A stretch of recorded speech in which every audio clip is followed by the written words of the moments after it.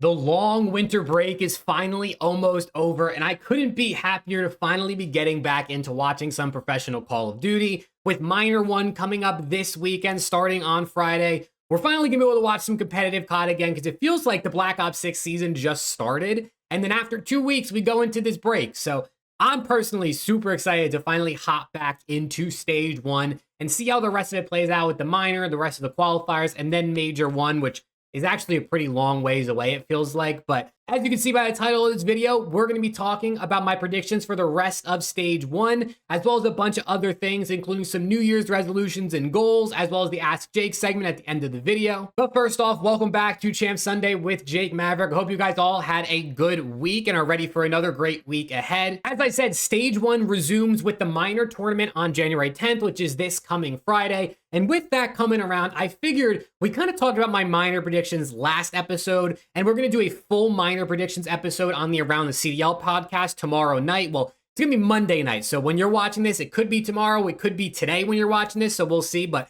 Monday night, we're going to be doing a full live show with our predictions, as well as I'll have the uploaded VOD at the after we record the next day, uploaded here on the channel. And if you want to skip through any of the timestamps on this video, you can use the timeline down below to just get to what you're looking for. But with Minor 1 and the rest of Major 1 coming up, I figured why not go through like every match and try to predict how I think the rest of the stage is going to go. So who I think is going to win the Minor, where I think people are going to be seated heading into Major 1, and then who I think is going to win Major 1 with every matchup along the way in the bracket. I did all this in planning for this video, so let's hop right into the meat and potatoes of this and talk about my predictions for the rest of Stage 1. To start it off, just to give you my prediction for the Minor tournament winner, I'm trying to be a little bit different here because I think most people are picking LA Thieves. So even though I'm a Thieves fan and I really think my boys are going to win this, I'm going with the Toronto Ultra. I think they look great in every single mode. And with it being an online single elim tourney, anything can happen. So I'm going to take Toronto Ultra to win this, although I don't think it affects Major 1 seeding at all. I think it just gives you CDL points more for champ seeding at the end of the year. So we'll go Ultra, win that. Then we go to the records and what I think is going to happen for the rest of the qualifiers. So I have the final records for all 7 matches heading into Major 1 for every single team, which we're going to go through. And then we're going to go through the Major 1 seeds as well as my predicted bracket. So starting off with Atlanta FaZe, I have them going 3-4 with their only loss in the next 3 matches coming to Boston Breach. Could they beat Boston? Obviously, but I think Boston looked good teamwork-wise, especially, which is the opposite of FaZe. So I have FaZe ending 3-4, which would probably be the only time they've ever had a negative record in a qualifier. LAT, I have them ending 7-0. They could, of course, lose to Optic, but I think the guys look good, and I think once they're locked in, they're going to keep winning. It's early on in the year, and I think some of these teams are going to continue to be really good, so I got LAT going 7-0. Optic, I have them going 4-3, which might sound crazy, but have them losing to Thieves and Toronto Ultra, which obviously is 2 of the best teams in the game. So we move on to Boston Breach. I also have at 4-3, with their losses coming to the Ravens and LA Thieves in their next couple matchups. Of course, 2 of the other best teams in the game. Same thing I said for Optic. I think Boston still, though, going to end with a pretty good record. Miami, on the other hand, I have losing all 3 of their upcoming matches to C9, LAT, and Ravens. We'll see what C9 we get, right? If Attach or Sib decide to shoot their guns this coming weeks. But I got Miami going 1-6, which is not ideal. Toronto, I have them going 7-0 as well, just like the Thieves. I think both of these teams are going to go flawless in Major 1 or in Major 1 qualifiers. Royal Ravens, I have them going 6-1. Something tells me this team is just going to catch a random loss, and I'm thinking to the Vancouver Surge. Sounds crazy. I really think they could also be 7-0. I think given their schedule, they should be 7-0, but for 3 teams to be undefeated, for 2 teams to be undefeated, that's pretty crazy. But 3, I think is even crazier. And I, for some reason, just have this feeling that, like, it's going to be a really good series for Hixie, a really good series for Abuza, and they're just going to come out and beat Ravens. But obviously going 6-1 is pretty great. I think every team would be down to 6-1. Moving on to Minnesota Rocker, I have them ending 3-4 with losses to Ultra and FaZe. Vancouver Surge, I have them also ending 3-4 with a loss to the Minnesota Rocker. So beating Ravens, losing to Rocker might sound crazy, but for some reason, that's what I'm feeling. The LA Gorilla Mates, I have them ending 2-5, so actually going 2-1 in their last 3 matches, losing to the Toronto Ultra. Cloud9, I have them also going 2-5, losing to LAG and FaZe. And then the Vegas Falcons, I unfortunately have going 0-7. Falcons, I know they have some roster changes. King Abadi is out, and also Kicks is out. Kicks is their best player by far. He has some personal reasons that he is out, so he won't be playing. And then King Abadi was benched for the time being. So sounds like Doom and Wixel. I don't know how you're supposed to say his name is WXSL. However you pronounce that, if you know, let me know in the comments. But I think those will be the two players stepping into this team, but I still see them going 0-7. But now let's talk about the Major 1 bracket, where each team seeds based on my records. If you were keeping track, I guess you might know, but I doubt anyone was writing this down as I talked about it. So my bracket comes down to these seeds. So number 1 seed, I have Toronto Ultra. Both Toronto and LAT, they're 1 and 2, both 7-0, but I think Ultra will end with a better map record. So I go Ultra 1, LAT 2, Ravens will be 3rd, and then Boston 4, Optic 5. This just comes down to Boston beat Optic, so they would win that tiebreaker. Minnesota 6, FaZe in the 7 seed, which sounds crazy. And then the Vancouver Surge sneaking into the winners bracket in the 8 seed. And then in losers, 9, I have LA G-Mates, 10, C9, 11, Miami, and 12, the Vegas Falcons. So that is the seeds. But now let's talk about each, match in the bracket and how I think it's going to shake out. And then ultimately who I think is going to win Major 1 if I had to guess right this moment. Obviously, a lot of things are going to change. If this even is remotely close to right, I'd be surprised. Hopefully I'm very wrong and we have some big surprises. Let's start it off going down the bracket. So our 1 versus 8 is Toronto Ultra versus Vancouver Surge. I of course have Toronto Ultra winning this. Then we have our 4 versus 5. This is Boston versus Optic. Classic, I feel like we see all the time. It's either Boston or Miami, it feels like Optic plays. But I do have Optic winning this.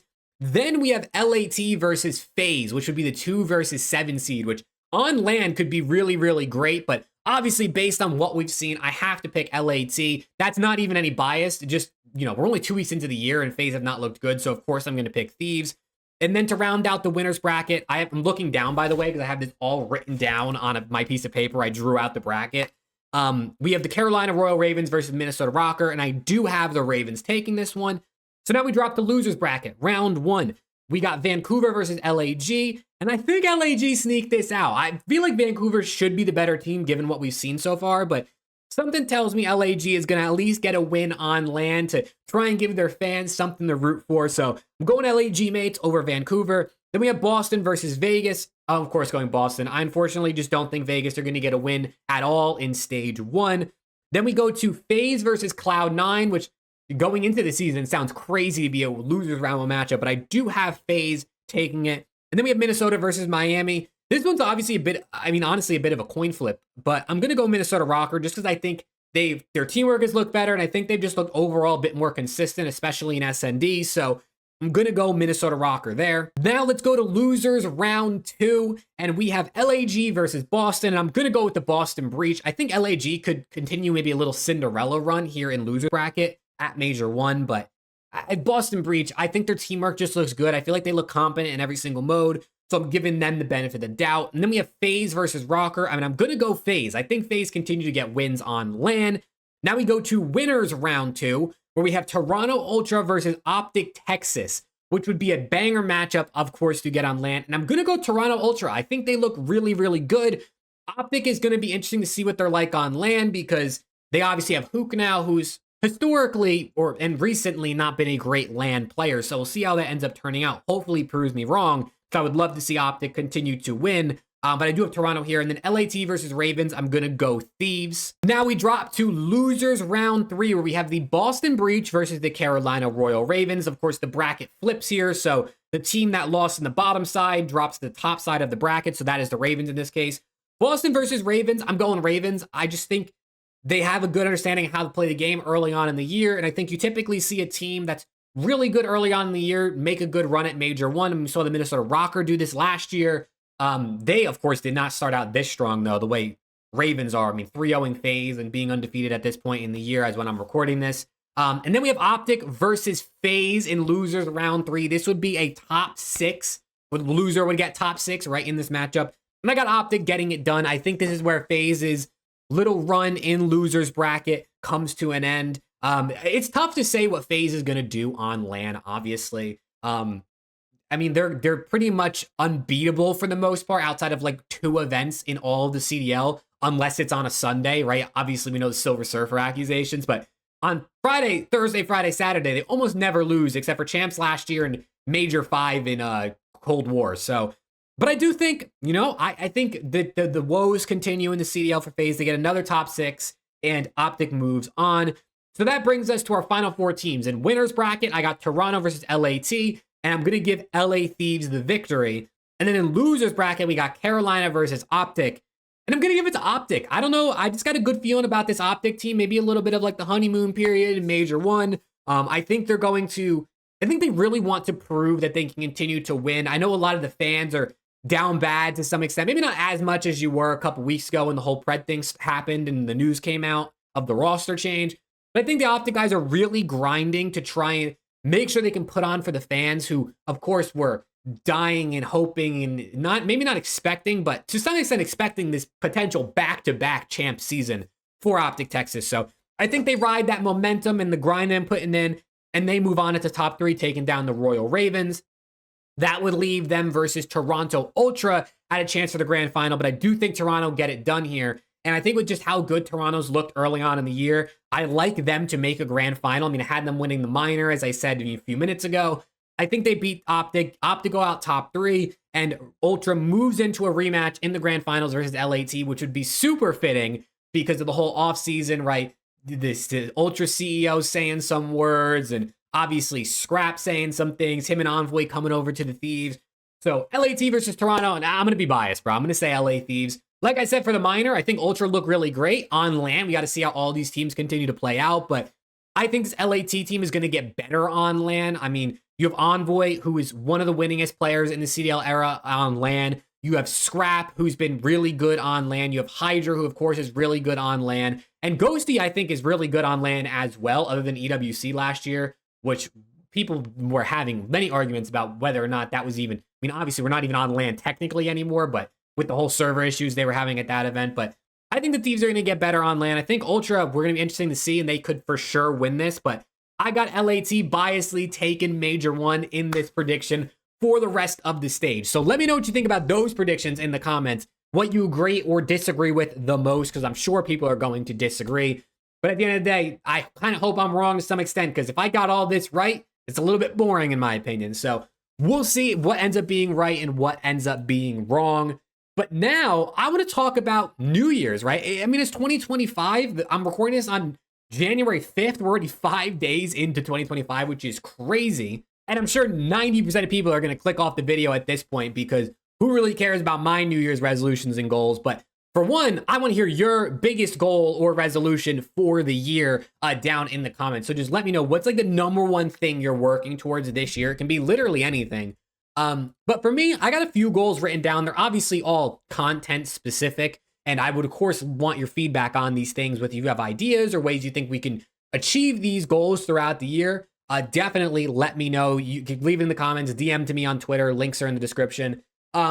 But for this year, in terms of a sub number goal, I'm saying 14,000 subs, which is double what we're at now. And the reason I picked this number is the channel has doubled in subs every single year so far. I started this channel in January of 2022. So it was exactly 3 years ago, like the beginning of January. I've been making CDL content on another channel before that. And some of the videos, if you go back to the first videos on this channel, a lot of them were uploaded in like a couple days of each other because they were videos from the past channel.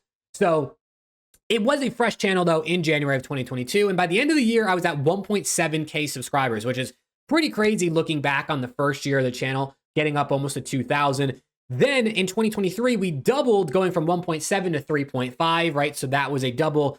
And then last year, going from 3.5 to 7K to end 2024. So again, another double. So that's where this whole 14,000 sub number comes for the channel. And I mean, in order to achieve this, I'd have to get like just under 600 subs a month on average across this year, which I definitely think is possible. It sounds hard, honestly. Like it sounds pretty difficult because the views and subs and algorithm things fluctuate throughout the year. Like I think as long as I'm consistent, I can get there.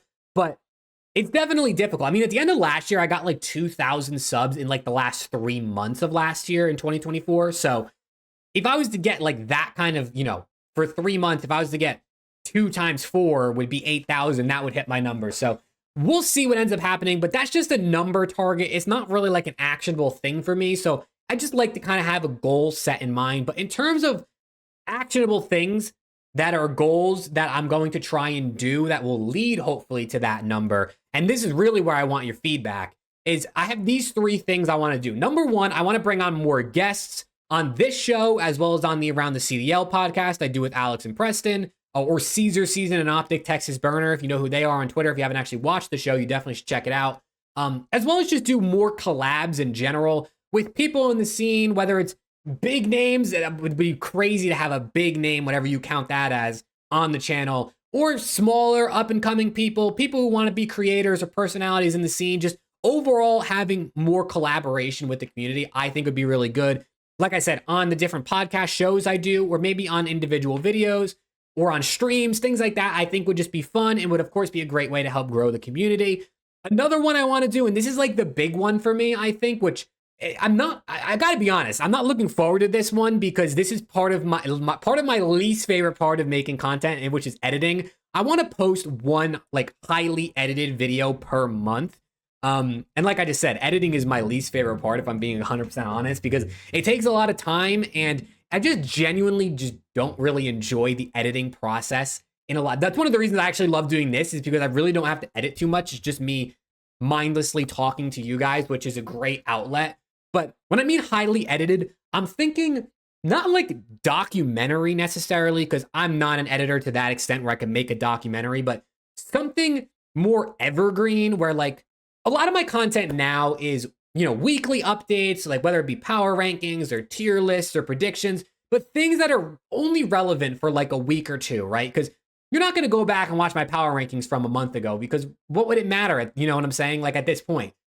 So I want to make videos that are more evergreen, and I don't want to spoil all the ideas because I have 3 of them written down right now and more going around in my head. But one of the videos, an idea I had, let's say, just to give you an idea, one of them, potentially maybe the first one, is to do a video about Scrap, his up and coming into the scene, and, his personality and sort of how he took over the COD scene. Like a video that's edited with B-roll and voiceover about a certain subject like that years from now, people could still watch a video about Scrap, obviously, because, hopefully it'll still be in the CDL years from now, but you kind of get the gist of it. So one video per month that's highly edited, more evergreen, is kind of a big goal of mine, which I think could definitely drive more growth on the channel. And then the last part is to just post more clips from like this show, the Around the CDL podcast, other videos that I feel are relevant on short form. I don't know if TikTok is going to be here much longer. I guess we're still waiting to find out, but on my TikTok or here on YouTube Shorts, but just overall posting more short form content, which there's a lot of people that pop into the streams that are like, hey, I found you on TikTok. If you're somebody who found me through short form, whether it be Shorts or TikTok, let me know down in the comments, because there's definitely people out there that have told this to me. So I definitely want to post a bit more on there and taking clips so people can kind of get an idea of like what the other content looks like outside of just what I post, natively on those platforms or in that vertical of short form content. So let me know what you guys think about those ideas. Those are kind of my goal, 14,000 subs for the channel by the end of the year. And then those 3 things, bringing on more guests, doing more collaboration, posting a highly edited video, and then posting more clips. Those are kind of like the 3 ways I want to sort of grow the channel this year. So let me know what you think about those things in the comments. But now let's round out the video with the Ask Jake segment. I really like this segment because it's fun to be able to engage with you guys in a different way. Like I could just answer your comments, you know what I mean? Just type into the comments and answer you down there. But I feel like one, it's not as fun because, it's just reading. I don't know. Personally, I like to watch videos or listen to things more than read. But also it's better for me to articulate myself, I feel like, in a verbal format. I like to talk about the things I'm passionate about, the CDL being one of them, if you couldn't already tell. So we got 3 questions that were on the last video. And if you have questions for me for next week's episode, drop it in the comments. You can let me know. That is for the Ask Jake segment, and I'll pull a handful of those. But let's start off here from Pren999. They asked, favorite what if roster move of all time. So a what if roster move, if you don't know, is essentially one that was like rumored or potentially was going to happen and ended up falling through and not happening. The one he gave as an example was Zuma to Optic in World War II, which I think is one of the first ones I think of. The first one I thought of when I read this comment was Shotzzy to Atlanta FaZe. I think this was after Vanguard, right? Heading into MW2, there was potential that Shotzzy was going to go to FaZe and like Simp was going to move to the Flex. I think that would have been crazy if that ended up happening. I know it's a more recent one, but definitely one that like, especially when you think about how successful of, you know, last year at least was for Shotzzy. Can you imagine if that FaZe team had Shotzzy these last couple seasons, what could have happened in MW2, in MW3? Imagine now in BO6. Who knows if the team would have stuck together that long, but Shotzzy, you know, MVP caliber player teaming up with Simp, MVP caliber player, Celium, MVP caliber player, I mean, all these guys, Abizi, they've all won an MVP award here or there. So that to me would have just been like, what could have happened to the league if that super team formed? Another one I also thought of, which is like not completely a what if, because it technically did happen, but when Scump went to Envy back in the day, he left Optic for like 2 weeks. Imagine if he never came back or if he stayed at Envy for a longer period of time, what would COD have been if Scump wasn't on Optic? Would he have still been the same face he was? Would he have lost fans because he wasn't on Optic anymore? Would Envy be what Optic is to, I mean, they're technically merged nowadays, right? Which is kind of interesting thinking back on it, but would Envy be the face it is now or the face Optic is now in COD? Who really knows? But that's another one I thought of when I read this comment. Then we got one from my guy Dakota. He asked, and this one is tough, bro. This one is tough. He asked, can Shotzzy pass Scump all time? And if so, when would it happen? And this is one that's like, there isn't an answer that's like correct, right? Like it's impossible to predict whether or not someone can pass another person all time, given the different eras of Call of Duty, right? Like for one, it comes down to how you rank players all time. If you're someone who highly looks at individual talent or someone who highly looks at major wins or, you know, you highly look at the champs rings, those sorts of things are of course going to change. If you look specifically at like champs wins, I think Shotzzy passing Scump is of course very possible and likely because he's already got 2 and Scump only had 1 and of course he's retired. But if you look at total wins and individual talent and peak and prime and longevity, that's when it gets more difficult because Shotzzy at his peak, could you argue, is maybe better than Scump? I mean, you could make the argument, I still pick Scump. But when it comes to longevity and prime and consistency, I mean, Scump is almost unbeatable in that category. I mean, maybe someone like Simp would be there to rival him, but can he pass him all time? I think the answer is yes, he can. It just ultimately depends on how you rank. But also, like I said, I mean, comparing between eras with the lack of events these days, but also the increase in competition, but also the change in the format, which makes it technically easier or quicker to get to a grand finals. There's a whole load of different things you could think of that are, you know, vastly different. That's why, comparing LeBron to Michael Jordan is so difficult because LeBron has played longer. He's been really good for a really long time, but he didn't win as much as Jordan. His win percentage isn't as good as Jordan. They played in completely different eras. LeBron's playing against, you know, Steph Curry, the best point guard or one of the best point guards of all time. There's so many different things to go back and forth, right? So it's definitely tough. I think the answer to Coda's question originally is yes, it's possible. I don't know if it's going to happen, but I mean, Shotzi's only what, 23, 24 years old. He's obviously still got years in him. I mean, he could play to 30. Who really knows? Within the next 6 seasons, could he win another ring? For sure. So I think he could, but I don't know if he will. So yeah, that one's that's kind of a roundabout, maybe on the fence answer, but it's really, really difficult one to answer. And then finally, our last question from Typically asked, well, he said, seeing how fun and good Vanguard was competitively, would you like to see another World War II COD game in the future, or should they just let that whole period in history die? And this one's interesting, right? Because there's 2 different ways to look at it, right? When you look at Vanguard, the game itself was a lot of fun to watch competitively, but the scene in the World War II thing, I think docks some points. I mean, just to directly answer the question, I think no, we're done with we're done with the 90s thing to continue on our NBA comparisons. We're done with World War II, bro. Like, we don't need any more World War II COD games or any more like really old past, set in time COD games. I think the modern / futuristic COD games are sort of what people seem to enjoy and be looking for these days. So to answer the question directly, no. But I see the point of like Vanguard was good, but I also think if Vanguard was set in 2050, right? And the guns were the same, but just like more futuristic looking, and the maps were the same layouts, just more futuristic looking, and the movement was the same. Like, it would have been the same game, just with a different look and a different vibe, which I ultimately think would have been fine. I don't think the World War II part of it really played into me liking or dislike. Well, to disliking the game, yes, but liking it in competitive, I don't think it really mattered personally. So I'm gonna say no. Let's chalk up World War II style games and let's continue with the modern futuristic stuff. But that's gonna do it for this episode of Champ Sunday with myself, Jake Maverik. I appreciate you guys tuning in. It's just crazy to me, like how many people,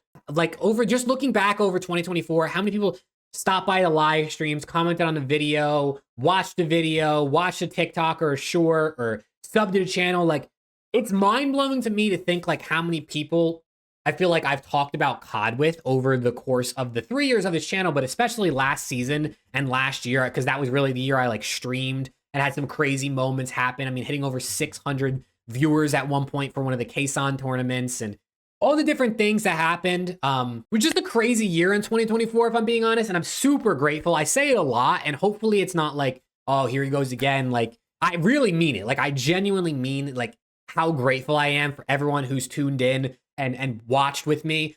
Obviously, this isn't no full-time gig. I'm not making money like Scump or Zuma or Nadeshot or anywhere close to that for that matter, right? Like, this is not a full-time gig. I wish it was.